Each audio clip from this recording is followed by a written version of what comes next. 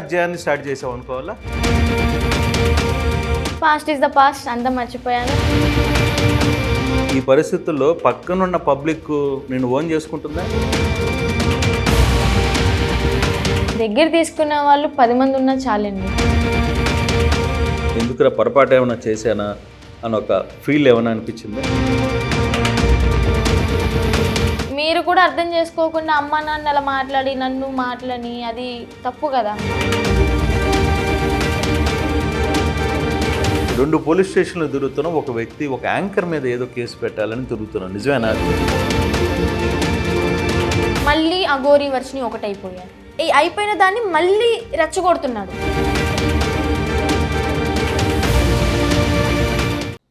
Welcome to RTV.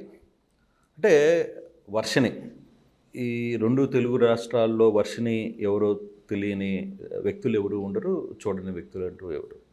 కానీ గతంలో జరిగిన కొన్ని సమస్యల్ని దూరం పెట్టి ఈరోజు వర్షిని తన సొంత కాళ్ళ మీద నిలబడాలి అనే ఒక ప్రయత్నం చేస్తుంది, ఒక మంచి నిర్ణయం తీసుకుంది. అసలుకి ఏం చేయబోతుంది, గతంలో ఎటువంటి ఇబ్బందులు పడింది, ఇప్పుడు తన ఫ్యూచర్ని ఎలా మలుచుకోవాలనుకుంటుంది అనే అంశాలని వర్షినితోనే మాట్లాడే ప్రయత్నం అయితే చేద్దాం. వర్షిని, అమ్మా ఎలా ఉన్నావు? బాగున్నానమ్మా. ఏంటి ఓవరాల్గా ఒక అధ్యాయాన్ని ముగించావు, 2వ అధ్యాయంలోకి ఎంటర్ అయ్యావు, అంతే కదా? బేసిక్గా ఒక కొత్త అధ్యాయాన్ని స్టార్ట్ చేసావు అనుకోవాలా? న్యూ లైఫ్ స్టార్ట్ చేశానని అనుకోవాలి. పాస్ట్ ఈజ్ ద పాస్ట్, అంతా మర్చిపోయాను. ఇప్పుడు చక్కగా ఏదో ఒకటి బిజినెస్ పెట్టుకొని చేస్తున్నాను అన్నమాట, పికిల్ బిజినెస్. అలాగే ఇంకా ముందుకు వెళ్ళాలని అనుకుంటున్నాను. ఎలా ఉంది బిజినెస్? బెటర్.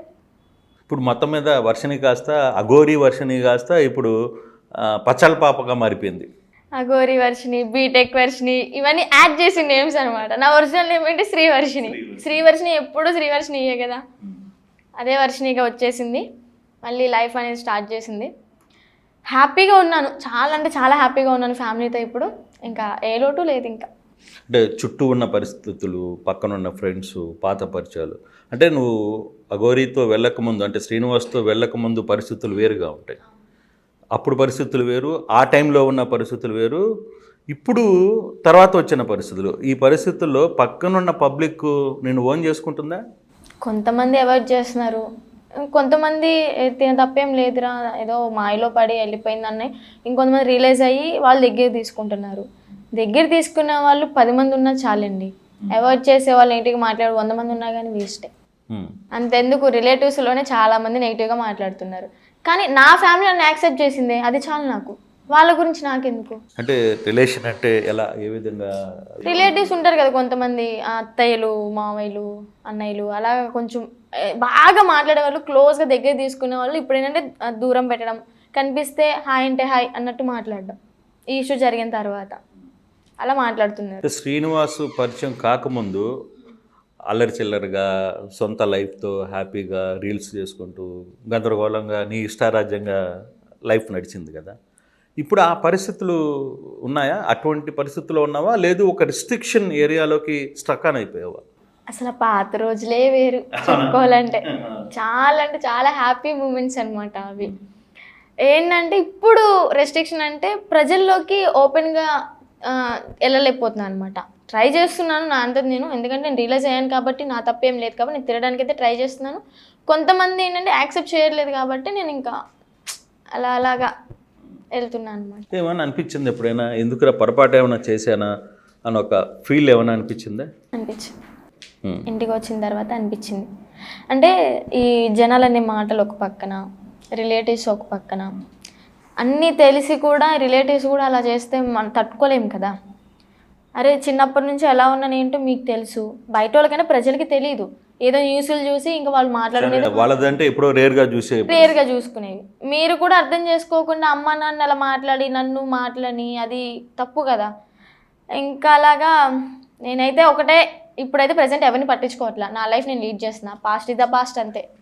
అది ఒక బ్యాడ్ డ్రీమ్ లాగా అనుకుంటున్నా. బీటెక్ చదువుకున్నావా, ఇంటర్ చదువుకున్నావా, 10th చదువుకున్నావా? బీటెక్ 3rd ఇయర్లో స్టాప్ అయింది అనమాట ఈ ఇష్యూ వల్ల.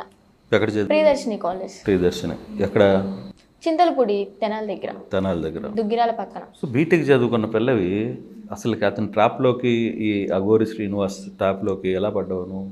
ఎలా అంటే అందరికీ తెలిసిందే, అందరూ చూసిందే. ఇప్పటి వరకు అడిగిన ప్రతి ఒక్కరికి నేను చెప్తూనే వచ్చాను ఏం జరిగింది, ఎలా వెళ్ళాను, ఏంటి అని. ఇప్పుడు దాని గురించి మనం చెప్పుకోవడం అవసరం అంటారా? అంటే బేసిక్గా జనరల్గా నువ్వు చదువుకున్న పిల్లవి కదా, బీటెక్ చదువుతున్నావు, బీటెక్ చదువుకున్న పిల్లవి అసలు ఎట్లా అంత గుడ్డిగా వెళ్ళిపోయావు? అంటే నువ్వు ఏదో చెప్తున్నావు, నాకు అంతా తెలుసు, అంటే ఏదో మందు పెట్టాడని, లేకపోతే ఈ కాలంలో మందు పెట్టారు అంటే నమ్మే పరిస్థితి ఉండదు కదా సాధారణంగా. నమ్మరు కూడా, కానీ అనుభవించాను కదా, నాకే తెలుస్తుంది కదా. అసలు ఇంటికి వచ్చినాక హోమ్ నుంచి 6 months ఉండి ఇంటికి వచ్చినాక కూడా ఎలాగ నేను రియలైజ్ అవ్వాలి. మా అమ్మ నాన్న కూడా, మా అన్నయ్యలు కానీ మా అమ్మ నాన్న కానీ అందరూ ఒకటే కష్టపడ్డారు. ఏంటంటే తిను ఆ మాయలో నుంచి బయటికి రావాలి, వెళ్ళని గుడి లేదు, తిప్పని చోటు లేదనమాట.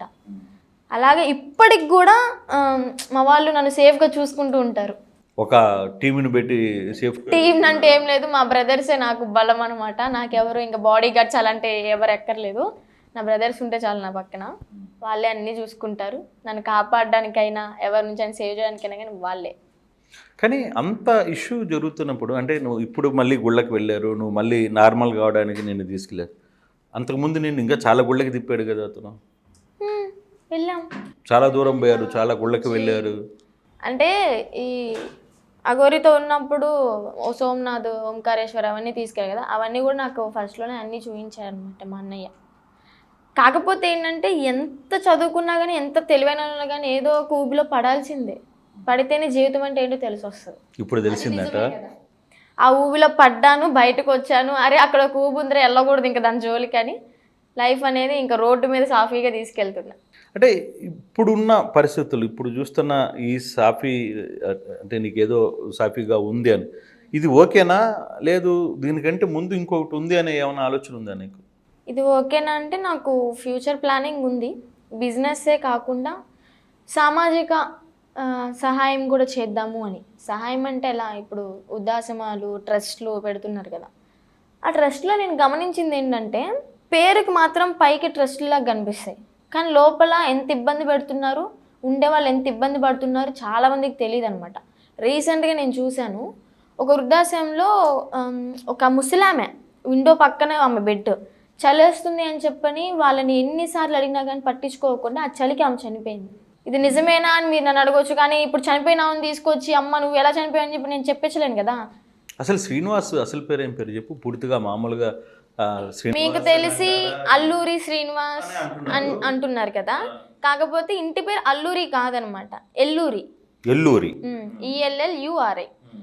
ఈని కాస్త ఏ చేసుకుని అల్లూరి అల్లూరి అని చెప్పుకున్నారు. ఎందుకు చేసుకున్నాడు అట్లా? అల్లూరి సీతారామరాజు అలాగా ఇంకా ఆ వంశం నుంచి వచ్చి అని చెప్పుకోవడానికి ఏమైనా ట్రై చేశాడేమో, నాకేం తెలుసు. అలా క్రియేట్ చేసుకున్నాడు.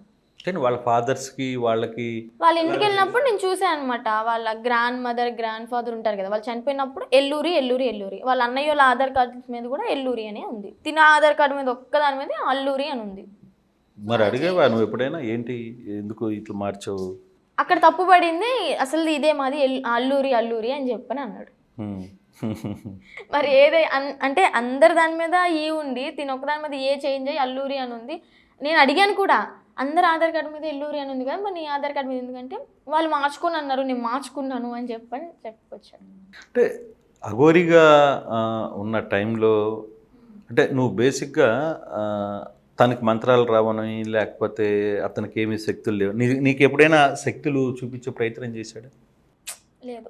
ఎటువంటి శక్తి చూపించలేదా మీకు? కాకపోతే ఒక 4 to 5 times ఏమో ఏదో పూజ చేస్తున్నట్టు ఇంకా నన్ను ఎదురు కూర్చోబెట్టించుకుని అలాగా అమావాస్య ఒక 2 to 3 daysలో ఉంది అనగా ఒక 2-3 సార్లు పూజలు అయితే చేశాడు, అంటే హోమం లాగా చేశాడు. కానీ మీకు అంటే పెళ్ళి టయానికి అతను జెండర్ ఏంటి అనేది తెలుసా నీకు? అతను ఏంటి అంటే నేను అమ్మవారు అంటే నాకు చాలా భక్తి ఇష్టం అని చెప్పాడు. ఆ ఇష్టంతోనే నేను త్యాగం చేసి అమ్మాయిలాగా మారిపోయి జెండర్ మార్చుకుని ఇలాగా భక్తురాలుగా ఉన్నాను అని చెప్పాడు. నాకు అసలు తన గురించి ఏమీ తెలియదు కదా, నిజమే అనుకున్నాం. ఈవెన్ మా బ్రదర్స్ కూడా ఇంటికి వచ్చినప్పుడు తను చెప్పినప్పుడు మా ఫ్యామిలీ, ఓల్డ్ ఫ్యామిలీ మొత్తం టోటల్ తను చెప్పిందని నమ్మాం, నిజం అనుకున్నాం. ఓకే అబ్బా ఇంత భక్తి త్యాగం చేసి మారంటే మామూలు విషయం కాదని చెప్పాను. ఎవరైనా అంతే అనుకుంటారు కదా. అరే ఉన్నదాన్ని త్యాగం చేసి ఇచ్చారంటే మామూలు విషయం కాదు, ఎంత భక్తి ఉంటే ఇస్తారని చెప్పి అలాగే అనుకుని నమ్మాము. తర్వాత నా ఇష్యూ జరిగిన తర్వాత ఇంకా పోలీస్ స్టేషన్లో అవన్నీ చూసి బయటకు వచ్చిన తర్వాత కూడా మా అన్నయ్య వాళ్ళు చెప్పడం వల్ల. అంటే అంతకుముందు అసలు నీకు ఎప్పుడు మీరిద్దరు కలవడం కావచ్చు, లేకపోతే మీకు అనిపించలేదా నీకు అసలు ఇతను జెండర్ మనం ఎక్స్పెక్ట్ చేసిన జెండర్ కాదు అని నీకు ఎప్పుడు అనిపించలేదా?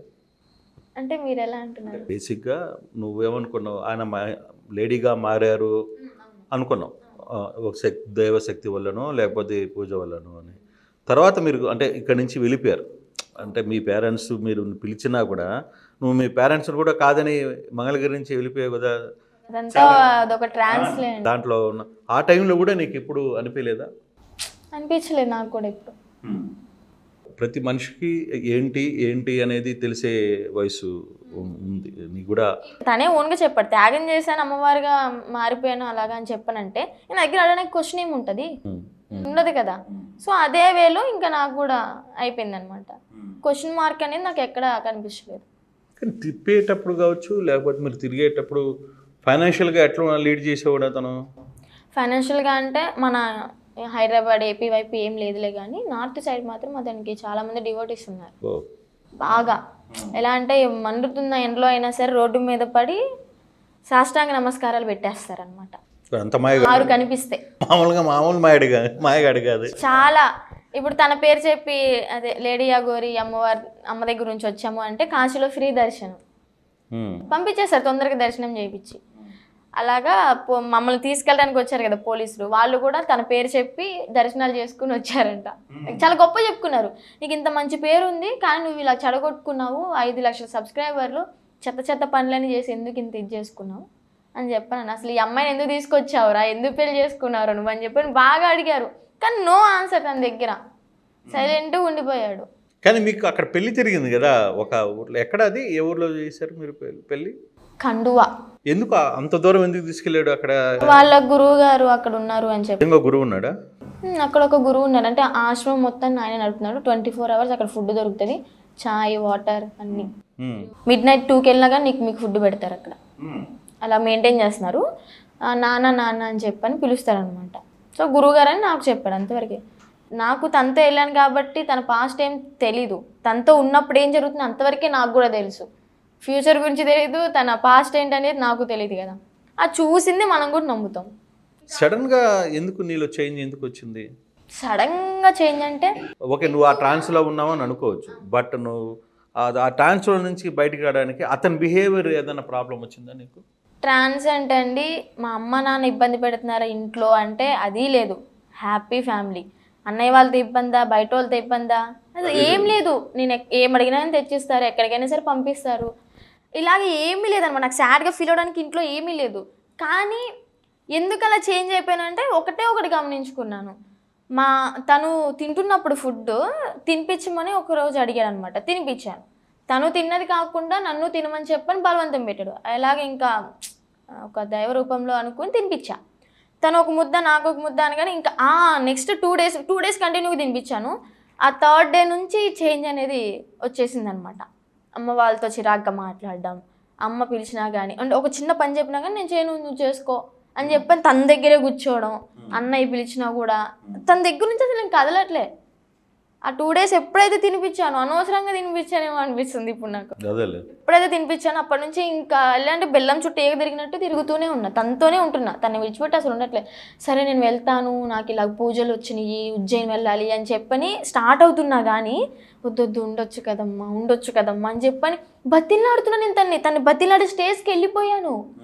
మా అమ్మ పని ఉందంటున్నారు కదా, ఎలా ఇవ్వచ్చు కదా. మా అమ్మాయి వాళ్ళు ఏంటంటే ఎప్పుడు వెళ్తాడా, అమ్మాయి ఏంది ఇలా మారిపోయింది అని చెప్పి వాళ్ళు ఆలోచనలో వాళ్ళు ఉన్నారనమాట.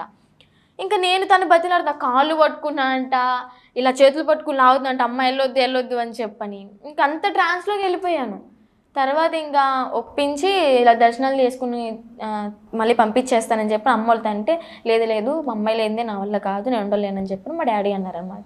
ఇంకా ఎలాగోలా వెళ్ళిపోయిన తర్వాత మళ్ళీ ఫోన్లు మాట్లాడడం, నువ్వు వచ్చేసేయని చెప్పడం. ఇంకా ఆ ఇదిలో ఏంటంటే తను చెప్పినట్టు నేను చేసేసాను. కానీ ఎప్పుడైనా నేను ఇబ్బంది పెట్టే ప్రయత్నం చేశాడు? ఇబ్బంది అంటే ఇంకా తను అనుకున్న దాన్ని వచ్చాను కదా, నన్ను కోరుకున్నాడు. నేను ఇంకా ట్రాన్స్లో పడి వెళ్ళిపోయాను. తను చూడ్డానికి అమ్మాయింది, కానీ బాయ్ ఫీలింగ్స్ ఉన్నాయి. ఎన్నో సంవత్సరాల నుంచి చిన్నప్పుడే వెళ్ళిపోయాను, త్యాగం చేశానని చెప్పి అన్నాడు. కానీ రీసెంట్గా ఒక 1 year బ్యాకే 2024 స్టార్టింగ్లో చేయించుకున్నాడంట సర్జరీ. సర్టిఫికేట్స్ అవి చూశాను నేను. ఎక్కడ చేయించుకున్నాడు? ఉజ్జయిన్ దగ్గర చేయించుకున్నాడు. ఈ విషయం ఇంకా నాకు కూడా మొన్నే తెలిసింది. అదే పోలీసులు వచ్చిన తర్వాత ఆ రిపోర్ట్స్ అవన్నీ చూపించి సర్టిఫికేట్స్ అవన్నీ చూపించిన తర్వాత. అంటే నీకు బాగా అతనితో బాగా బ్యాడ్ ఎక్స్పీరియన్స్ అంటే ఏంటి? తనతో ఉన్న అన్ని బ్యాడే ఇంకా నాకు ఇప్పుడు ప్రెసెంట్ అయితే. అప్పుడు నీకు రియలైజ్ అయ్యావా సో వీడు కరెక్ట్ కాదు అనే రియలైజ్ అంటే నువ్వు ఆ ట్రాన్స్లో నుంచి బయటికి రావడానికి? అప్పుడప్పుడు కొంచెం అంటే తన మీద కోపం రావడం, చిరాకు రావడం అలా స్టార్ట్ అయింది అనమాట. నువ్వు దాదాపు 3 నెలలు ఉన్నావా? 2 months అనుకుంటా. అంటే అప్పటి నుంచి నీ ఫస్ట్ టైము వెళ్ళినప్పుడు ఓకే ట్రాన్స్లో ఉండి వెళ్ళాను. సెకండ్ టైం వచ్చినప్పుడు కొంచెం ట్రాన్స్ నుంచి బయటకు వస్తున్నాను అన్న టైంలో ఈ మీడియేటర్స్ కొంతమంది ఉన్నారనమాట. ఎవరికి? అతనికి అమ్మాయిలు అబ్బాయిలు అంటే ఫ్యామిలీతో ఉంటున్నాను వచ్చేసి గుజరాత్ నుంచి అన్నయ్య వాళ్ళు తీసుకొచ్చారు కదా, తీసుకొచ్చి ఒక 1 week ఏమవుతుంది. అవును. ఆ 1 week ఏంటంటే మా అన్నయ్య బాగా నమ్మిన ఫ్రెండ్, అలాగే నాకు కూడా ఫస్ట్ నుంచి తెలిసిన ఫ్రెండ్ అనమాట. అన్నయ్య ఫ్రెండ్ అంటే ఇంక నేను కూడా అక్క అక్క అని తిరుగుతా కదా, అందరికీ తెలుసు. సో తను ఏం చేసిందంటే తనతో మాట్లాడుతూ మాతో ఏమో వాడు చెత్త వేదవా ఇలా తీసుకెళ్ళిపోయాడు అది అని చెప్పి మాటలు చెప్పింది. ఓ పక్కన మాతో మంచిగా ఉంటుంది, ఓ పక్కన వాడితో ఫోన్లో కాంటాక్ట్లో ఉంది. నన్ను ఏం చేసిందంటే ఫోన్ చేసి వాడి చేత మాట్లాడించడం అలా చేసిందనమాట. ఫస్ట్ ఫోన్ చేసేస్తే నేను మాట్లాడని చెప్పాను. రెండోసారి ఏదో ఇంపార్టెంట్ విషయం మాట్లాడు అంటే ఇంకా స్టార్ట్ చేశాడు మాటలు. వచ్చేసే నువ్వు లేకునే ఉండలేకపోతున్నాను అది ఇది అని చెప్పి మళ్ళీ స్టార్ట్ చేశాడు యాక్టింగ్. సో మళ్ళీ పడ్డావు ఆ మాటలు. నిజం చెప్పనండి, ఇప్పుడు మీరు లవ్ చేస్తున్న అమ్మాయిని పడేయాలంటే ఎంత కష్టపడతారు, తనకు ఆ పనే అక్కర్లేదు. అరే అసలు ఎలాగో ఏమో కానీ మాటలతో మ్యాజిక్ చేసేస్తాడు. నిజంగా ఇది మాత్రం నిజం. మీరు ఏమన్నా అనుకోండి, ఇది మాత్రం నిజం. మీరు 3 నెలలు పడితే మీకు పడేయడానికి, దానికి 3 రోజులు చాలు. ఎటువంటి కథలు చెప్తుంటాడు? సినిమా స్టోరీలు చెప్తాడా లేకపోతే అదొక టైప్ ఆఫ్ వాయిస్ వర్డ్స్, ఇంకంతే. ఆ మాటలకు పడిపోదు. ఇంకా రిమైండ్ లోకి వస్తున్నాడు అప్పుడప్పుడు. అసలు నా కల్లోకి కూడా తెచ్చుకోను ఇంకా. అసలు వద్దనే వద్దు. 2025 అసలు లేదనే అనుకుంటా నా లైఫ్లో, అంతే. అంటే జరిగిపోయిన సందర్భాల్లో కావచ్చు లేకపోతే ఇటువంటి సందర్భాల్లో ఎప్పుడైనా నీకు ఆ ఉన్న 3 నెలల్లో బ్రదర్స్ నిన్ను కాపాడిన బ్రదర్స్ ఉన్నారు, నీ వెల్ విషర్స్ ఉన్నారు మంగళగిరిలో, ఫ్యామిలీ చుట్టుపక్కల ఫ్యామిలీ అంతా కూడా సఫర్ అయింది. ఎప్పుడు అనిపించలేదా నేను ఎందుకు అసలుకి మళ్ళీ ఒకసారి వచ్చేసావు మళ్ళీ వెనక్కి వెళ్ళిపోవాల్సిన పరిస్థితి ఎందుకు వచ్చింది? ఎందుకు వచ్చిందంటే ఇంకా ఆ ట్రాన్స్ అనేది పోదు కదా పూర్తిగా. మీడియేటర్స్ వల్లే. మా అన్నని చంపమని డబ్బులు కూడా తీసుకుని చంపుదామని తన దగ్గర నుంచి ఫోన్ చేసి చంపేస్తాను వాడే కదా నీకు అడ్డం అని చెప్పని మా పెద్దన్న విష్ణు అన్న ఉన్నాడు కదా, విష్ణు అన్నని చంపాలని చూశారు. 3.5 లక్షల డబ్బులు కూడా తీసుకున్నారు. ఇప్పుడు నువ్వు కూడా ఇన్వాల్వ్ అయ్యా? నాకు అస్సలు తెలీదు. పూజ కోసం 3.5 లక్షలు ఇస్తున్నాను బయటికి, అంటే మన సేఫ్టీ కోసం ఆశ్రమం ప్లేస్ అదంతా చూపిస్తారంట, అది రిజిస్ట్రేషన్కి ఇంత అవుతుంది నేను పంపిస్తానని చెప్పాను. ఎవరు ఆ డబ్బులు అతనే పంపించాడా? అగోరి పంపించాడు? శ్రీనివాస పంపించాడు. అలా పంపించాడు. ఓకే ఆశ్రమం కడుతున్నారు కదా, ఇంకా మాకు కూడా ఒక ప్లేస్ అంటూ ఉండేది ఇలా కార్లో తిరగకు. నేను కూడా చాలాసార్లు అన్నా అనమాట, ఇలా కార్లో ఎన్నిసార్లు తిరిగి ఒక ఆశ్రమం అనేది ఉంచు అని చెప్పంటే సరే ఇస్తున్నా అని చెప్పని 3.5 లక్షలు కొట్టాడు. తర్వాత ఈ పోలీసులు వచ్చిన తర్వాత ఇదంతా వచ్చిన తర్వాత చూసుకుంటే మా అన్నయ్య ఫ్రెండే అతను కూడా, డబ్బులు తీసుకున్న అతను కూడా డబ్బులు తీసుకుని మా అన్నని చంపడానికి ప్లాన్ వేశారండి. ఇంకా చూడండి, శత్రువులు ఎక్కడో ఉండరండి ఫ్రెండ్ రూపంలో. ఈ ప్లాన్ కి అంత స్కెచ్ ఎవరు వేశారు? అగోరి సీను. అగోరి ఇక్కడ ఇచ్చింది అన్నయ్య వాళ్ళ ఫ్రెండ్ ఇచ్చింది హింట్ అయితే, తను ఇంకా మొత్తం క్రియేటర్ అన్నమాట. మరి పోలీసులు ఎంటర్ ఎట్లా జరిగింది నీ లైఫ్ లో? అక్కడ మంగళగిరిలో పోలీసులు అది అక్కడ పోలీసులకి ఎట్లా ఇన్ఫర్మేషన్ వచ్చింది? ఏమో తెలీదు. మరి వాళ్ళు ఎందుకు వచ్చారు? అంటే మెయిన్ ఏదో 10 లక్షలది కేసు ఏదో ఉంది కదా, ఎక్కడో మోసం చేశాడు అనేది వినీత గారిది మోకిలలో కేసు పెట్టారంట. ఆ కేసు పరంగా ఇంకా వాళ్ళు కొంచెం సినీ ఇండస్ట్రీ వాళ్ళు కదా గట్టిగా తీసుకున్నారు కేసు. అలాగే సెర్చ్ చేసుకుంటూ వచ్చారు మమ్మల్ని. కండువా కూడా వెళ్ళారంట. ఈ కండువాలో మీరు పెళ్లి చేసుకున్న దగ్గర పెళ్లి చేసుకున్న 2 daysకి వెళ్ళిపోయాం మేము. వెళ్ళిపోయిన తర్వాత ఆ కండువాకు కూడా వెళ్ళారంట. 3వ రోజు 4వ రోజు వచ్చారు. అక్కడ ఉన్న వీళ్ళ గురువు గారు ఫోన్ చేసి చెప్పాడు 1111 కార్ నెంబరు ఇలా వచ్చారు. అంటే పోలీసులు అని చెప్పుకున్న వాళ్ళకి తను ఒక లేడీ కానిస్టేబుల్ వచ్చింది, తను నా సిస్టర్ అని, మిగతా వాళ్ళంతా బ్రదర్స్ అని చెప్పని అలా చెప్పారంట. వాళ్ళు జాగ్రత్తగా ప్లాన్ చేసుకుని వచ్చారు. ఇంకోటి ఏంటంటే బజరంగ్ దళ్ వాళ్ళకి లాగా మన హిందూ ధర్మంలో బట్టలు వేసుకొని వచ్చారు చక్కగా. అయితే సరే ఇదంతా కాదు పోలీసులు ఎదుగుతున్నారంట అని చెప్పని పంజాబ్ తీసుకెళ్ళిపోవాలి అనుకోండి. కారులోనే ఇంకా ఢిల్లీ దాకా వెళ్ళి ఆగ్రాకి దగ్గరలో ఉన్నాము, ఇంకొక 20 to 30 kmలో ఆగ్రా రీచ్ అవుతాం అనగా ఒక ఆంజనేయ స్వామి టెంపుల్ ఉందన్నమాట. డాగ్ ఉంటుంది కదా, ఆ డాగ్కి ఫీడింగ్ చేద్దామని చెప్పని కారు ఆపాం ఒక చిన్న ఆంజనేయ స్వామి టెంపుల్లో. ఆగి ఇంకా అలాగే రైస్ కూడా వండుదామని చెప్పని మా ఇద్దరికి కుకింగ్ కూడా పెట్టేశాను. డాగ్కి ఫుడ్ పెట్టని తింటుంది. ఇంకా స్టవ్ వెలిగిచ్చేసి ఇలా కూర్చున్న టెంపుల్ దగ్గర, తను కూడా పక్కన కూర్చుని ఉన్నాడు. ఇంకా దండం పెట్టుకోవడానికి వచ్చిన టెంపుల్కి విజిట్ చేస్తే ఎలా వస్తుంది నార్మల్గా అలా వచ్చేసి దండం పెట్టుకుని సడన్గా వచ్చేసి తను వెనక మళ్ళీ ఇలా చేతులు పట్టేసుకున్నారు. 2-3 వచ్చి తను పట్టేసుకున్నారు. నన్నేమో ఇంక లేడీ అమ్మ నువ్వు పక్కన నుంచో, నీ కోసం అయితే రాలేదు మేము, ఓకే మేము వచ్చింది తన కోసమే, నేను సేఫ్గా ఇంటికి పంపిస్తాము, లేదా నీ ఇష్టం, నువ్వు మేజర్ కాబట్టి నువ్వు ఎక్కడికి వెళ్ళాలంటే అటు పంపిస్తా, కానీ ఇబ్బంది పెట్టొద్దు మమ్మల్ని అన్నారు. కారు ఎక్కించుకున్నారు. కాకపోతే ఇంకా తను కంట్రోల్ అవ్వపోయేసరికి 2-3 పట్టుకుని బేడీలు వేసి తీసుకొచ్చారనమాట. బేడీలు వేసారు చేతికి, లేడీసి బలవంతంగానే తీసుకెళ్లారు. మధ్యలో ఇంకా ఫుడ్ తినేటప్పుడు బేడీ తీశారు. ఇంకా అలా తీసుకొచ్చారు. నన్నేమో అడిగారు, అమ్మ నాన్నకి భయపడి ఇంటికి వెళ్ళని చెప్పాను. తర్వాత మీ అత్తలు ఇంటికి వెళ్తామని చెప్పి పోలీసు వాళ్ళు అడిగారు అనమాట. అక్కడికి వెళ్ళని చెప్పాను. నేను ఎక్కడైనా ఒక చోట ఉంటాను అని చెప్పానంటే ఇంకా కస్తూర్బా నేషనల్ మెమోరియల్ ట్రస్ట్ పంపించాను. మీ అత్తలు బాగా చూసుకున్నారా నిన్ను నువ్వు పోయినప్పుడు? చాలా తక్కువ డేస్ ఉంటావు అంతే కదా? 2 days ఉంది అంతే. ఈవినింగ్ టైం వెళ్ళాము, మార్నింగ్ ఉన్నాము, నైట్ రిటర్న్ అలా అయిపోయాము అనమాట. ఒక్కటి దగ్గర ఇట్లా 10 లక్షలు చాలా ఎక్కువ డబ్బులు సంపాదించాడు అనేది నీకు తెలిసిన సమాచారం ఏంటి? ఎంత సంపాదించుంటాడు? నాకు తెలిసి అయితే నాకు ట్రస్ట్ లోపల ఉన్నప్పుడు తిని ఎంత దగ్గర డబ్బులు తీసుకుంటే ఏంటి అని ఆ లిస్ట్ బ్యాంక్ స్టేట్మెంట్ చెక్ చేస్తే 2.5 crore పైనే వచ్చింది లెక్క. 2.5 కోట్లు సంపాదించాడు అంటే ఓన్లీ ఈ చీటింగే. అంటే ట్రాన్సాక్షన్ 2.5 ఉంటే మరి హ్యాండ్ తీసుకుని ఎంత ఉంటుంది తెలియదు కదా మనకి.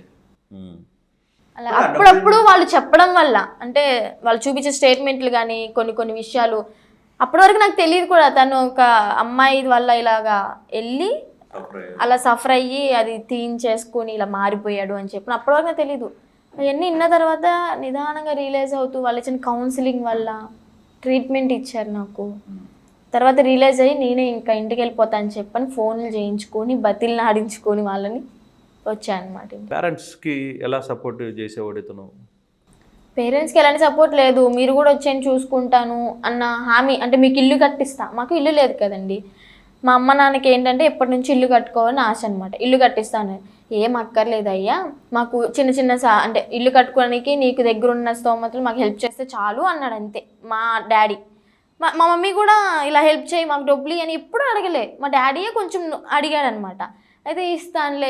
కానీ స్టార్టింగ్లో కొంచెం అంటే మేము కవర్ చేసినప్పుడు కూడా స్టార్టింగ్లో కొంత మీ పేరెంట్స్ కూడా పెద్ద ఇంట్రెస్ట్ చూపించినట్లేదు నీ పట్ల కూడా. నువ్వు వాంటెడ్గా వెళ్ళిపోయావని చెప్పారు. తర్వాత అతను ఒక రకంగా మాకు హెల్ప్ చేస్తాడని కూడా ఒప్పుకున్నారు వాళ్ళు. హెల్ప్ అంటే అండి ఇంట్లో తను ఉన్నప్పుడు మా ఇంట్లో ఫ్యాన్ తప్ప ఏసీ ఏం లేదు. మేమేమి అంత రిచ్ ఏం కాదనమాట.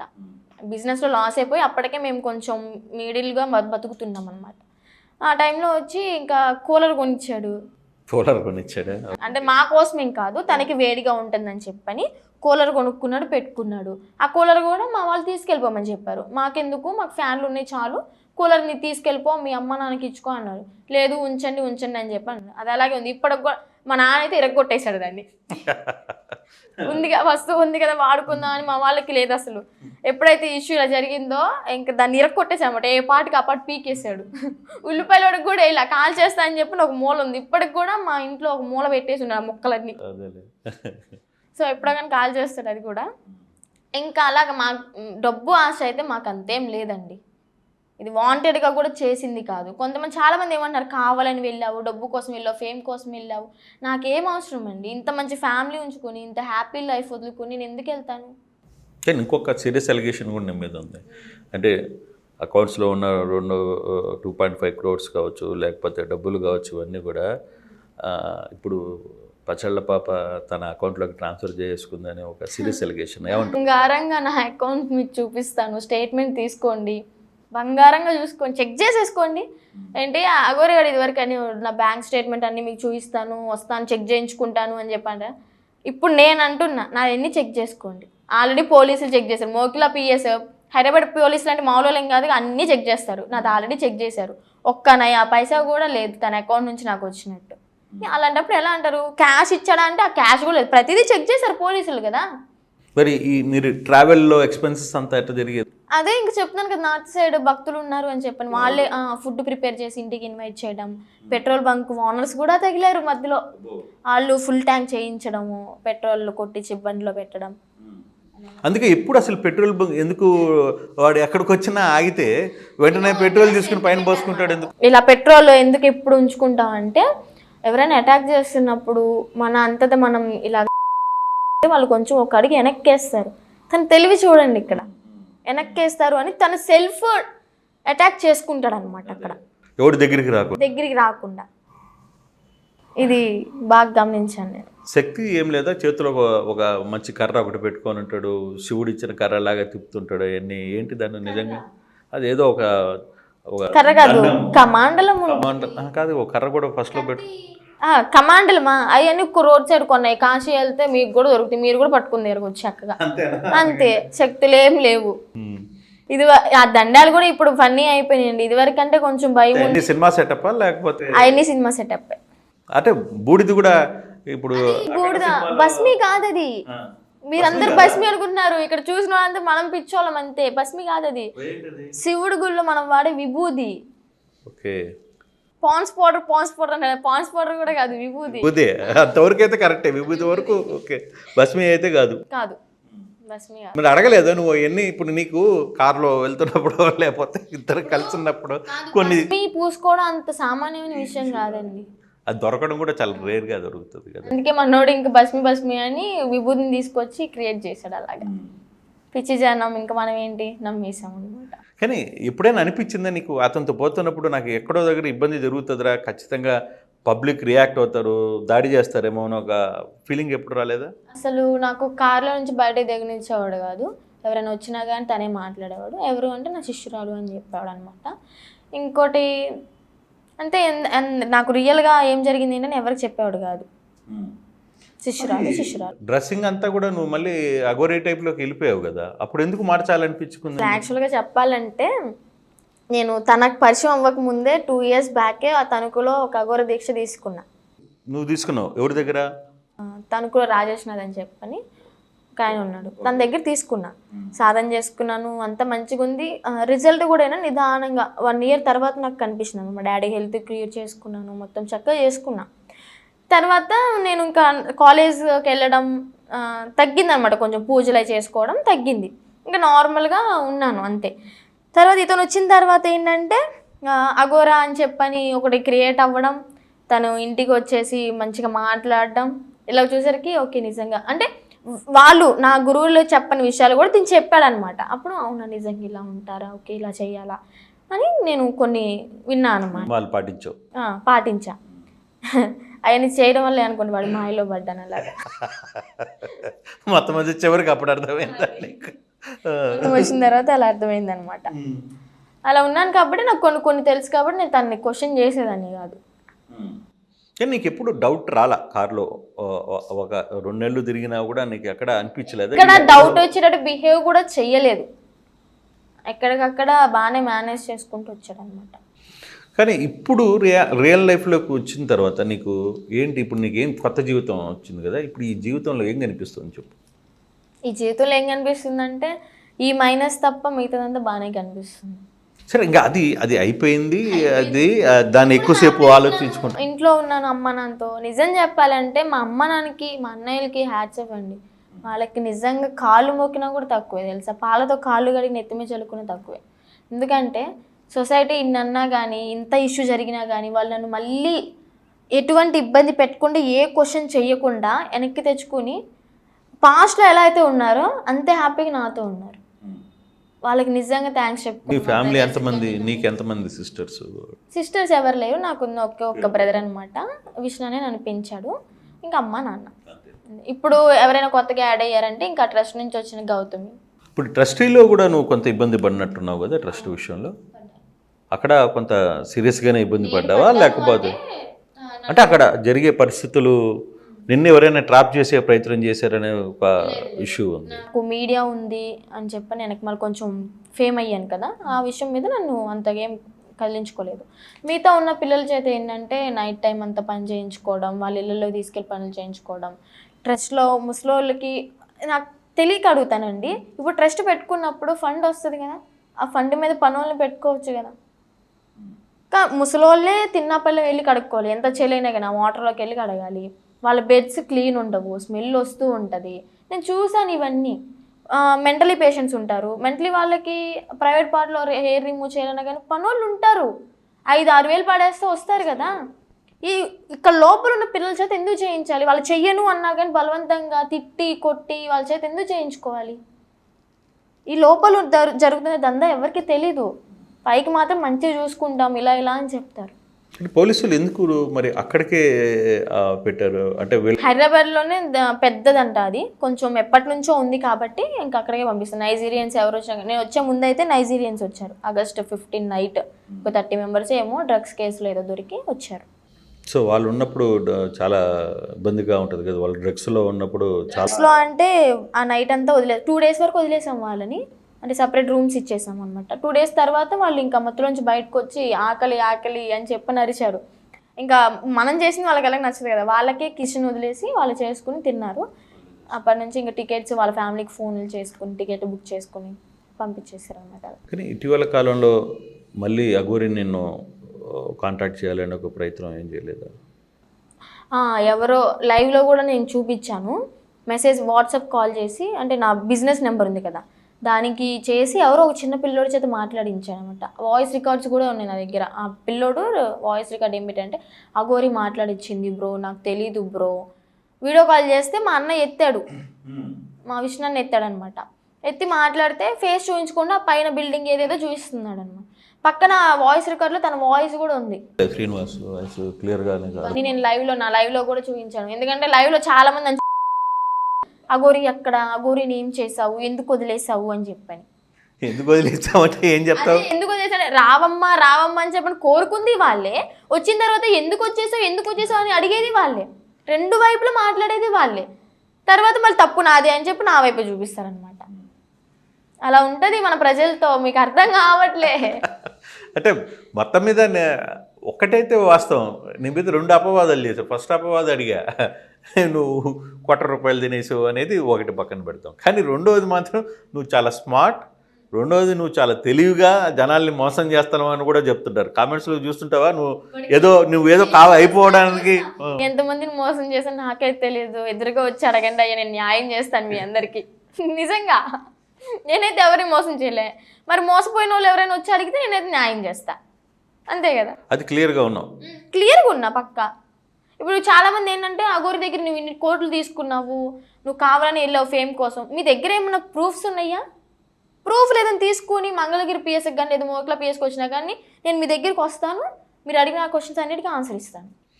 ఆ కేసు అంతా ఒక ఎత్తు అయితే, ఇప్పుడు తాజాగా నువ్వు ఏదో విజయవాడలో, అంటే నాకు తెలిసి ఈరోజు నాకున్న సమాచారం, ఒక 2 పోలీస్ స్టేషన్లు తిరుగుతున్న ఒక వ్యక్తి ఒక యాంకర్ మీద ఏదో కేసు పెట్టాలని తిరుగుతుంది బాబు. ఎక్కడికి వెళ్ళాక నాయనకి మరి పడుతున్నారు, ప్రతి ఇన్ఫర్మేషన్ మీకు తెలిసిపోతుంది. వాస్తవం కదా, నువ్వు ఇద్దరికి వెళ్ళావు కదా, అందుకే అడుగుతా కదా. అదే ఎందుకని, ఎవరు యాంకర్ ఏంటి, ఏం అదండి, నాయనకి మరి ఎవరైనా స్పైన్ పెట్టారా మీరు చెప్పండి. అట్లా కదా బేసిక్గా. అంటే పోలీస్ స్టేషన్కి వెళ్ళిన తర్వాత పలానా వాళ్ళు వచ్చారు, పలానా వాళ్ళు జరుగుతున్నారు, ఒక ఇష్యూ జరుగుతుంది అనే ఒక సమాచారం మీడియాలో ఉన్న ప్రతి ఒక్కరికి వస్తుంది. అంటే నాకున్న సమాచారం కాబట్టి స్ట్రైట్గా, నువ్వు ఇప్పుడు ఉన్నావు కాబట్టి నేను స్ట్రైట్గా అడుగుతాను. తిరుగుతున్నాను పోలీస్ స్టేషన్కి, ఎందుకు అంటే నిజమేనా అది తిరగడం? నిజమే. ఒకరి మీద, ఒక యాంకర్ మీద కేసు పెడదామని చెప్పని తిరుగుతున్నా, హైదరాబాద్లో ఉంటాడు. ఎందుకు అంటే ఇప్పుడు అయిపోయిన విషయాన్ని మళ్ళీ నీళ్లు జల్లి లేపుతున్నాడు అనమాట. ఏ విషయం? మళ్ళీ అఘోరి వర్షిని ఒకటైపోయారు, ఈ అయిపోయిన దాన్ని మళ్ళీ రెచ్చగొడుతున్నాడు. అసలు మళ్ళీ ఇంకో విషయం ఏంటంటే, నేను బిగ్ బాస్లోకి వెళ్ళడానికి ట్రై చేస్తూ అన్ని మీడియాస్కి ఇంటర్వ్యూస్ ఇస్తున్నానంట. నా ఇష్టం అది, ఇంటర్వ్యూస్ ఇచ్చుకోవడం, ఎంతమందికైనా ఇచ్చుకుంటాను. నేను నచ్చితే ఇస్తాను, నచ్చకపోతే ఇవ్వను. ఇంకోటి ఏంటంటే, నేను వాళ్ళ దగ్గరికి వెళ్ళి నన్ను ఇంటర్వ్యూ చేయండి అని చెప్పి నేను అడగట్లేదు కదా, వాళ్ళ దగ్గర నుంచి ఏమైనా వస్తే నేను వెళ్తానమాట. అలా అని చెప్పని తను అలాగా. ఇంకోటి నా డ్రెస్సింగ్ గురించి బికినీలని అయ్యని పొట్టి పొట్టి బట్టలు వేసుకుని అలాగే తిరక్కమ్మదం నన్ను అడగడానికి తనకి ఎటువంటి రైట్స్ లేవు. ఏదైనా ఇంటర్వ్యూ ఉంటే చేసుకో, తన గురించి ఏదైనా మాట్లాడుకో, నా గురించి ఏదన్నా నీకు తెలిసినంత మాట్లాడు, తెలియందే క్రియేట్ చేసుకుని మాట్లాడాల్సిన అవసరం ఏంటి? అందుకే నేను ఇంకా సైబర్ కేసు పెట్టేద్దామని ఫిక్స్ అయిపోయి పోలీస్ స్టేషన్ చుట్టూ తిరుగుతున్నాను అనమాట. ఎవరు ఏంటి ఏదైనా చెప్పగలవా పేరు? ఇది వరకు #యూ తెలుగులో చేశాడు దాసరి విజ్ఞాన్. అగోరి నన్ను కూడా ఇంటర్వ్యూ చేశాడు ఇది వరకు, దాసరి విజ్ఞాన్. ఇప్పుడు ఏదో సొంతగా ఛానల్ పెట్టుకుని. ఎక్కడ ఉంటారు ఆయన? హైదరాబాద్లో. నేనైతే ఇది మాత్రం సీరియస్గా యాక్షన్ తీసుకోవాలి అనుకుంటున్నాను. ఇప్పుడు తన అక్కే చెల్లు ఈ విషయం ఇలా జరిగింది, నాకు జరిగిన సిచ్యువేషన్ తనకు జరిగింది, అలాగే రెచ్చగొట్టుకుంటాడా లేపి? పడుకున్న పావుని బొసుకొట్టు అమ్మ అని చెప్పని లేపుతున్నట్టు కదా కావాలని. అలాగే తను అది దృష్టిలో పెట్టుకుని ఉంటే బాగుండేది. ఇప్పుడు లిమిట్స్ అనేది క్రాస్ చేసేసారు కాబట్టి నేనైతే డెఫినెట్లీ యాక్షన్ అయితే తీసుకుంటాను గట్టిగా. ఇంకొకసారి లిమిట్స్ క్రాస్ చేయడం అంటే నిన్ను డ్రెస్సింగ్ సెన్స్ గురించి మాట్లాడాడు, ఇంకోటి ఏంటంటే నా గురించి పూర్తిగా తెలుసుకోకుండా మాట్లాడు. ఇంటర్వ్యూస్ గురించి అంటే నా ఇష్టం, అది తనకేం అవసరం? మెయిన్ ఏంటంటే నా డ్రెస్సింగ్ సెన్స్ గురించి. ఇంకోటి బిగ్ బాస్ గురించి ఇంటర్వ్యూస్ ఇస్తుంది, నాకేం అవసరం అండి? ఓకే, బిగ్ బాస్ ఛాన్స్ వస్తే మంచిదే కదా, ఫేమ్ అవుతాము, అలాగే నాకు కొంచెం ఫైనాన్షియల్గా హెల్ప్ అవుతుంది, మా మమ్మీ డాడీకి ఏదైనా హెల్ప్ చేసుకోగలుగుతాను. ఫస్ట్ వస్తేనే కదా, దాని గురించి ట్రై చేస్తాను, నాకేమంత అవసరం? నిజంగానే ఒకవేళ బిగ్ బాస్ అవకాశం ఏమైనా వచ్చే ఛాన్స్ ఉంది? ఎవరైనా నీతో మాట్లాడారా? వస్తే హ్యాపీయే కదండి. You are willing to go. ఎందుకంటే ఎవరు వదులుకోలేరు కదా ఛాన్స్ని. అలాగే నేను కూడా ట్రై చేస్తాను. కొడితే లక్కీ, లేదంటే ఇంకా సైలెంట్గా ఇంటికి వస్తాం, అంతే కదా. కాకపోతే ఇంకొంచెం ఫేమ్ అవుతానేమో. ఇంకేమైనా ఆఫర్లు లేకపోతే సినిమా సంబంధించిన ఇష్యూస్ వస్తున్నాయి, మూవీ ఛాన్సెస్ అని, short film chance, web series అలా వస్తూనే ఉన్నాయి. కాకపోతే నాకు అంత ఇంట్రెస్ట్ లేదు. ఇంకా ఒక షార్ట్ ఫిల్మ్ తీసాను అనమాట, అది కూడా నా ఓల్డ్ టీమ్ అనమాట, పాత టీంతో. ఇప్పుడు తీసావా తాజాగా? రిలీజ్ 26th కానీ అలాగ వస్తుంది, రిలీజ్ అవుతుంది. పాత టీం ఇంకా రిక్వెస్ట్ చేయడంతో వాళ్ళతో తీసాను అంతే. సో ఇప్పుడు నువ్వు చేస్తున్న బిజినెస్ ఎలా ఉంది వర్షిని? పికిల్ బిజినెస్ చాలా అంటే చాలా బాగుంది, చాలా మంది సపోర్ట్ చేస్తున్నారు, సబ్స్క్రైబర్స్ కూడా నన్ను మంచిగా రిసీవ్ చేసుకుంటున్నారు. పికిల్ తీసుకున్న వాళ్ళు మళ్ళీ ఆర్డర్ సెకండ్ ఆర్డర్ అడుగుతున్నారు. ఓకే, మంచిగా పికప్ అవుతుంది బిజినెస్. ఆల్రెడీ ఒక అమ్మాయి పికిల్ దాంట్లో నాకు పేరు కూడా తెలియదు, ఆ పాప వెళ్ళినట్టుంది కదా. సో తన్ని ఇన్స్పిరేషన్ గా తీసుకుని ఏం పెట్టలేదండోయ్, మీరు అలా అనుకోవద్దు. దాంట్లో తప్పేం కూడా తప్పలేదు. తప్పంటే అండి ఇప్పుడు కాళ్ళ మీద నువ్వు నిలబడటంలో తప్పేముంది? తప్పేముంది, అది కరెక్టే, తప్పేం లేదు. కాకపోతే ఆమెను చూసి పెట్టావా అని మీరు అలా అడగొద్దు. నా దగ్గర ఉన్న బడ్జెట్లో, అంటే ఇష్యూ జరిగిన తర్వాత వచ్చిన తర్వాత నా దగ్గర ఉన్న బడ్జెట్లో గోల్డ్ బ్యాంక్లో పెట్టుకొని వచ్చిన దాంతో ఈ బిజినెస్. ఓకే, ఏది పెడదాం అనుకుంటే అంతకుముందు మాకు క్లౌడ్ కిచెన్ ఉండేది, నేనే బిర్యానీ చేసి కాలేజ్కి వెళ్ళేదాన్ని, మా వాళ్ళు ఆన్లైన్లో సేల్ చేసేవాళ్ళు. ఓకే, మనకి ఫుడ్ వచ్చు కదా, మంచిగా చేస్తాం కదా వంట అని ఇంకా పికిల్స్ వైపు వెళ్ళా. అలాగే పికిల్స్ బిజినెస్ పెట్టడం జరిగింది, కానీ ఎవరిని కాపీ చేసి కాదు. కానీ ఈ పికిల్ బిజినెస్ మంచిగా రన్ అవుతుంది, ఇంకా మంచిగా రన్ అవ్వాలని కోరుకుంటున్నాను అనమాట. అలాగే దాని మీద వచ్చే డబ్బులతో ఏవైతే ఉన్నాయో, ఇప్పుడు ఈ ట్రస్ట్లు ఇవన్నీ చూస్తున్నాం కదా, అలా కాకుండా నేను సేవ చేద్దామని అనుకుంటున్నాను. అంటే నేను ఎందుకు ఈ క్వశ్చన్ ఎందుకు అడుగుతున్నానంటే, బేసిక్గా ఒక పికిల్లో పెట్టుకోవాలన్నా నువ్వేదో గోల్డ్ అమ్ముకున్నాను, లేదు గోల్డ్ బ్యాంకులో పెట్టాను అని చెప్పి తెలియదు కదా, అందుకే నేను వివరంగా చెప్తున్నాను అనమాట. ఏదన్నా సరే నిజాలే మాట్లాడాలి, అదే నిజమే చెప్తున్నాను. నేను గోల్డ్ బ్యాంకులో పెట్టి లోన్ పెట్టి తీసుకుంటున్నాను. నీకు అంటే అప్పుడు కొంత సపోర్ట్ ఏమీ చేయలేదా అగోరి శ్రీనివాస్ ఫైనాన్షియల్గా, ఫ్యామిలీ కానీ? లేకపోతే రూపాయి వేయలేదండి, నా దగ్గర ఉన్న ఫోనే అమ్మేసుకున్నాడు, ఇంకేమి ఇస్తాడు నాకు? అదెందుకు ఏమో తెలీదు. వచ్చిన డబ్బు మొత్తం ఇంటికి తీసుకెళ్ళిపోయేవాడు, వాళ్ళ బ్రదర్స్కి అలాగా పంపించాడు అనమాట. వాళ్ళకి ఎందుకు పంపించేవాడు? వాళ్ళ పెద్ద అన్నకి ఇల్లు కట్టించాడు 10 లక్షలు పెట్టి, తెలుసా మీకు? పూరిల్లు చూస్తున్నారు మీరు, ఆ పూరిల్లు పక్కన డాబా ఉంటుంది, తను కట్టించింది వాళ్ళ పెద్దన్నకి. సో వాళ్ళ ఫ్యామిలీని బాగా చూసుకుంటాడు? ఫ్యామిలీ బాగానే చూసుకుంటాడు. వచ్చిన జనాల నుంచి సంపాదించిందంతా కొంచెం ఫ్యామిలీకి పెడుతున్నాడు అయితే. Okay, good. వాళ్ళ అన్నని వాళ్ళ ఊర్లో ప్రెసిడెంట్గా నిలబెట్టాలని చెప్పి చూశాడు మొన్నటిదాకా, బాగానే పంపించాడు. సో నీ ఫైనాన్స్ ఇప్పుడే స్టార్ట్ చేసావు నీ కెరీర్, సో నిలబడాలి. ఎవరు ఎన్నన్నా కానీ, ఎన్ని మాటలన్నా కానీ, ఇంకా నాది బిజినెస్ అనేది పికప్ చేసుకుని ముందుకు వెళ్తా ఉంటా. అంటే నెక్స్ట్ ఇంకేదైనా ఫర్దర్గా అంటే ఇప్పుడు నువ్వు అంతకుముందు కూడా ఒక ఆర్గనైజేషన్లో ఉన్నప్పుడు అక్కడ జరిగిన దాని మీద కొంత ఫైట్ చేసావు. ఆ, ఆ, నిజంగానే దాన్ని ఒప్పుకోవాలి. ఎందుకంటే చిన్నపిల్లవైనా కొంత ఆ టెన్షన్లో బయటకు వచ్చి మాట్లాడగలిగావు, అక్కడ జరుగుతున్న విషయాలన్నింటినీ జనాల ముందు పెట్టగలిగావు. సో అట్లాంటి ఏమైనా ఆలోచనలు ఉన్నాయా? ఫైట్ చేయాలి, అంటే ఫైట్ కాదండి, సమాజంలో జరుగుతున్న కొన్ని ఇష్యూస్ని మనం నిలబడాలి అనే అట్లా ఏమన్నా ఉన్నాయా? నీకేమన్నా ఏముందా? ఉంది. ఒక ట్రస్ట్ పెడదాము, ఇలాగా అమ్మా నాన్న లేని పిల్లల్ని లేదా తల్లిదండ్రులు వదిలేసిన వాళ్ళు ఉంటారు కదా, అలాంటి ముసలోళ్ళని తెచ్చుకుని పెట్టుకుందామని, ఎవరు లేని వాళ్ళని తెచ్చుకుని ఒకటి మెయింటైన్ చేద్దాం అనుకున్నాను అండి. కాకపోతే వీళ్ళకిలా కాదు, ఇప్పుడు ముసలోళ్ళేనండి, నాకున్న వచ్చిన వాటితో పెడతాను. వాళ్ళు కోరుకునేది ఏంటి? మహా అయితే మంచి కూరగాయలు, రుచికరమైన భోజనం, అంతే. మనకిలాగా మా వయసులో ఉన్న పిల్లలు ఏంటంటే అది కావాలి ఇది కావాలని చెప్పి వాళ్ళు ఏంటి పాపం, నాకు తిండి దొరికితే చాలు కడుపు నిండా అని చెప్పని అనుకుంటారు. అలాంటి వాళ్ళకి కూరగాయ భోజనం మంచి రుచిగా పెడితే చాలు. మా అయితే నెలకి నాకు తెలిసి 2,000 కూడా అవ్వమేమో, తక్కువే, ఇంకా తక్కువే అవుతాయి. అలా మెయింటైన్ చేసుకోవాలి. ఏసీ కంపల్సరీ పెడతాను, అంటే ఎండాకాలంలో వాళ్ళకి ఏసీ ఉంటుంది, చలికాలంలో రూమ్ హీటర్స్ మెయింటైన్ చేస్తాను. నా ముందు ఫ్యూచర్ అయితే ఇదనమాట. పెట్టేస్తాను అని చెప్పాను. నాకు వచ్చిన దాంట్లో నాకు యూట్యూబ్లో ఎంత వస్తుంది అది ఇది అని చెప్పాను అంటారు. ఇంకా నాకు మోనిటైజేషన్ ఇంకా అవ్వలేదన్నమాట. ఒకవేళ అయితే కనుక అందులో వచ్చిన బిజినెస్ నుంచి వచ్చినవి, యూట్యూబ్ నుంచి వచ్చిన ఏదైనా సరే ట్రస్ట్ మెయింటైన్కే పెడతాను. మెయిన్ వాళ్ళకి ఏ హాని రాకుండా సంతోషంగా ఒక పసిపిల్లల్ని ఎలా అయితే చూసుకుంటారో అలా నేను వాళ్ళని చూసుకుంటా. అంటే మళ్ళీ ఏదైనా పెళ్ళి, లవ్ ఏమన్నా ఉందా? అంటే లవ్ అలాంటివి ఏం లేవండి, ఇంకా దాని జోలికి వెళ్ళట్లేదు. పెళ్ళి అంటారా, ఇంకా అమ్మ నాన్న అడుగుతారు కదా, నాకైతే ఇంట్రెస్ట్ లేదు. ఫ్యూచర్లో ఏమన్నా సెటిల్ అయితే అప్పుడు చూద్దాం. ఇప్పుడే ముందుగా పెళ్ళి చేసుకోవాలి అనుకునే ఆలోచన అయితే నాకైతే లేదు, ఇప్పుడైతే లేదు. ఫ్యూచర్లో కూడా వచ్చే తర్వాత చెప్పలేను. ముందైతే సెటిల్ అవ్వాలి, అమ్మ నాన్న మంచిగా చూసుకోవాలి, ఒక పొజిషన్లో పెట్టాలి. ఎవరైతే మా రిలేటివ్స్ కొంతమంది అంటారనమాట, డబ్బు. కానీ ఎప్పుడైనా అనిపించిందా నీకు వర్షిని, అంటే ఫ్యామిలీ పిల్లలు అంటే చిన్నపిల్లలు ఏదో కొంత పొరపాటు జరిగి ఉండొచ్చు, లేకపోతే తెలియక కొంత అవగాహన లేకపోవడం వల్ల కొంత మిస్టేక్స్ జరిగి ఉండొచ్చు, కానీ చుట్టుపక్కల వాళ్ళు, బంధువులు, ప్రధాన చుట్టుపక్కల వాళ్ళంటే ఓకే, నువ్వు చిన్నప్పటి నుంచి ఎత్తుకుని తిరిగిన మీ అత్తమామలు, మేనత్తలు, పిన్నిలు వీళ్ళందరూ నిన్ను పొడిచినప్పుడు, అంటే పొడిచి మాటలు మాట్లాడినప్పుడు ఎప్పుడైనా ఫీల్ అయ్యావా? ఫీల్ అవ్వకుండా ఉన్నాం కదా. ఒక పక్కన వాళ్ళకి గట్టిగా ఆన్సర్ చెప్పలేము, అమ్మ నాన్న దగ్గరకు వచ్చి ఏడవలేము, ఎందుకంటే వాళ్ళ గురించి ఇలా చెప్పి వీళ్ళ గురించి అలా చెప్పినప్పుడు బ్యాడ్ అయిపోద్ది. ఎందుకంటే ఇంకా తెలిసిందే కదా, మా అత్త వాళ్ళే అలాగా మాట్లాడుతున్నప్పుడు నాకు ఏమనిపించింది అంటే, ఎందుకురా ఇలా మాట్లాడుతున్నారు అన్నీ తెలిసి కూడా అని అనిపిస్తుంది. ప్లస్ మా డాడీకి జాబ్ ఉన్నప్పుడు ఏంటంటే వాళ్ళందరూ వచ్చి మంచిగా పలకరించేవాళ్ళు, ఎక్కడా లేని ప్రేమంతా ఒలకబోసేవాళ్ళు అనమాట. ఇప్పుడు మా డాడీ, మేము ఈ ఇష్యూ జరిగిన తర్వాత ఒక పొజిషన్లో ఉన్నప్పుడు ఇంటికి రావడం మానేశారు, ఫోన్లు లేవు సరిగ్గా, ఎలా పడితే అలా మాట్లాడుతున్నారు.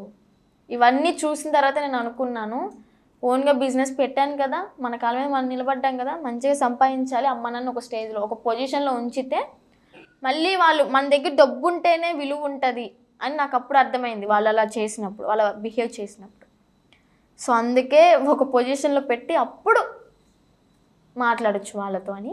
మరి ఎప్పుడైనా మళ్ళీ తిరిగి సీను నిన్ను అప్రోచ్ అయ్యే పరిస్థితి చేస్తే, ఇన్ కేస్ లేదు నీకు నేనేదో ఒక ఆఫర్ ఇస్తాను, ఎందుకంటే సీను దగ్గర డబ్బులు ఉన్నాయి కాబట్టి, ఆ డబ్బులు నేను నీకు ఇస్తాను, కలిసి నువ్వు బిజినెస్ చేయి, లేదు కలిసి ఉందాం అనే ఏదైనా ఒక ఆఫరే ఇచ్చాడు అనుకుంటాం, ఏంటి నీ రియాక్షన్ ఎలా ఉంటుంది?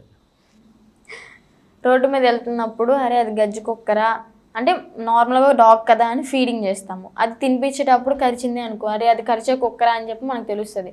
మళ్ళీ రెండోసారి కూడా వెళ్ళినప్పుడు అది ఫుడ్ కోసం జాలిగా చూసింది అనుకో, మోసం చేసేవి కరిచేవి అయినా ఇన్నోసెంట్గా చూస్తాయి, అలా చూసామని చెప్పి రెండోసారి కూడా వెళ్ళి పెట్టడం మనం ట్రై చేసామనుకో, అది మన పొరపాటు అనమాట. సో నేను ఆ ప్రయత్నం చెయ్యను. ఫస్ట్ నన్ను కాంటాక్ట్ అవ్వమని చెప్పండి, అప్పుడు చూద్దాం. ఏం చేస్తావు అప్పుడు చూద్దామంటున్నా. ఇటీవల కాలంలో ఒక డైలాగ్ అతను ఏదో చెప్పినట్టు కూడా చూశాను నేను, నాకు కానీ నువ్వు కానీ కనపడితే ఏం చేస్తానో తర్వాత చూస్తూ అతన్ని వర్షన్ని మాత్రం వదిలిపెట్టే సమస్య లేదని చెప్పి మాట్లాడుతున్నాడు. ఏం చేయగలడు? అప్పుడు ఏం చేస్తాడంటే ఆ వర్షని అంటే మహా అయితే మనుషుల్ని పెట్టి కొట్టించడాలో లేదా చంపిస్తాడేమో. ఇప్పుడు నేను చెప్పినా కదా, ఈ డైలాగ్ చెప్పాడు కదా, ఒకవేళ నేను హఠాత్తుగా చచ్చిపోయినా కానీ నాకు ఏదైనా దెబ్బలు తగిలినా కానీ వాడే కారణం అవుతాడు. ఇది మాత్రం పక్కా. పోలీసులు అయితే గట్టిగా వార్నింగ్ ఇచ్చారు అనుకుంటున్నా, తన జోలికి వెళ్ళక ఇంకా నీ పన్ను చూసుకో అని చెప్పని. ప్రజెంట్ అయితే ఇంట్లోనే ఉంటున్నాడేమో అనుకుంటున్నాను. కానీ మళ్ళీ ఈ మధ్య 2-3 మన కాల్స్ వస్తున్నాయి. చెప్తున్నాను కదా, జస్ట్ నాతో పెట్టుకుని నన్ను తీసుకెళ్ళి ఇంత ఇష్యూ చేస్తేనే మొత్తం మూసుకొని ఇంట్లో కూర్చున్నాడు. ఇంకోసారి మళ్ళీ నన్ను కెలకాలి అనుకుంటే మాత్రం వాడు చూసుకున్నట్టే, ఎత్తుక్కుంటూ వచ్చినట్టే. అంతే. మెంటల్గా ఫిక్స్ అయ్యావా? అంతే, ఫిక్స్ అయిపోయా. ఒకసారి నాకు హాని జరిగి అంతా పోగొట్టుకున్న వాడు మళ్ళీ వస్తా అంటే ఎలా ఒప్పుకుంటాం? అసలు మొహం కూడా చూడను నేను. సీరియస్గా మైండ్ సెట్లో ఉండిపోయావు. మైండ్ అయితే ఫిక్స్ అయిపోయింది అంతే, ఇంకా చేంజ్ అనేది ఉండదు. ఇప్పుడు తాజాగా ఫ్రెష్గా ఏమన్నా మెయిల్స్ కానీ లేకపోతే హాయ్ చాటింగ్స్ కావచ్చు, లేకపోతే ఇంకెవరైనా ప్రపోజల్స్ ఏమైనా వస్తున్నాయా నీకు? అలా ఏం లేదు, చాలా మంది భయపడుతున్నారండి నన్ను చూస్తుంటే ఎందుకో కానీ. ఇంకో ఇష్యూ జరిగింది అది చాలా మంది మాట్లాడడానికి కూడా భయపడుతున్నారు, ఎందుకు అర్థం కావట్లేదు. నేనేమి అతనిలాగా క్రూరంగా అయితే ఉండను, అదేదో ట్రాన్స్లో జరిగింది, నాతో మంచిగా ఉండొచ్చు. ఎవరైనా నా సబ్స్క్రైబర్స్ కానీ ఎవరైనా పలకరిస్తే నేను మంచిగా పలకరిస్తాను, ఎక్కడ దారిలో కనిపిస్తే సెల్ఫీ కావాలన్నా కూడా ఇస్తాను, మీరు అంత భయపడొద్దు అనమాట. చాలామంది మొన్న తిరుపతి వెళ్ళినప్పుడు వ్లాగ్స్ తీసుకుంటూ ఉన్నాను, చాలామంది గుర్తుపట్టి నన్ను పలకరించి సెల్ఫీలు దిగి అక్క బాగున్నారా, అంత మర్చిపోయారా, ఇప్పుడు మైండ్ అంతా ఓకే కదా అని చెప్పని అడగడం. చాలామంది నా సబ్స్క్రైబర్స్ మీట్ అయ్యారు, నేను ఉన్న చోటికి వచ్చి నన్ను మీట్ అయ్యి సెల్ఫీ దిగి వెళ్ళారనమాట. సో ఫైనల్గా ఇప్పుడు ఒక లైఫ్ అర్థమైందా నీకు? యా. సో ఏం చేయాలి, ఏం చేయకూడదు, జీవితం అంటే ఏంటో అర్థమైందనమాట. మనకు నేర్పించేది అది కదా, ఏదన్నా ఒక ఇష్యూ జరిగింది అంటే జీవితం మొత్తం తిప్పి చూపిస్తుంది అనమాట. 50 రోజుల్లో బిజినెస్కి ఏమైనా స్టెప్పులు వేస్తున్నావా? జాగ్రత్తగా స్టెప్పులు వేస్తున్నావా? మళ్ళీ అక్కడ పొరపాట్లు చేసే పరిస్థితుల్లో ఉన్నావా? పొరపాటు ఏం లేదు, ముందు ప్లానింగ్ అంటూ ఉంది, ఎలా చేసుకుంటే ఏంటని, ప్యాకింగ్ ఎంత మంచిగా ఇవ్వాలి అవన్నీ చూసుకుంటూ ఉన్నాను అంతే. రీప్రాసెస్ అలా జరుగుతూ ఉందన్నమాట. జాగ్రత్తగానే చేస్తున్నావు. రైట్, ఆల్ ద బెస్ట్ అమ్మా. రాబోయే రోజుల్లో కొంచెం నీ కాళ్ళ మీద నిలబడి మీ పేరెంట్స్ నువ్వు ఏదైతే ఎక్స్పెక్ట్ చేస్తున్నావో ఖచ్చితంగా ఆ గోల్ డెఫినెట్లీ రీచ్ అవ్వాలి, అవుతాను కూడా. Yes, thank you, all the best. Thank you so much. చరిత్ర సృష్టించినోడు ఇప్పుడు ఆ చరిత్రని తిరగరాయబోతున్నాడు. అబద్ధాల గోడల్ని బద్దల కొట్టి నిజాలను రాగా మీ ముందుంచబోతున్నాడు. నిజమైన వార్తల కోసం వెంటనే డౌన్లోడ్ చేసుకోండి రా యాప్ని.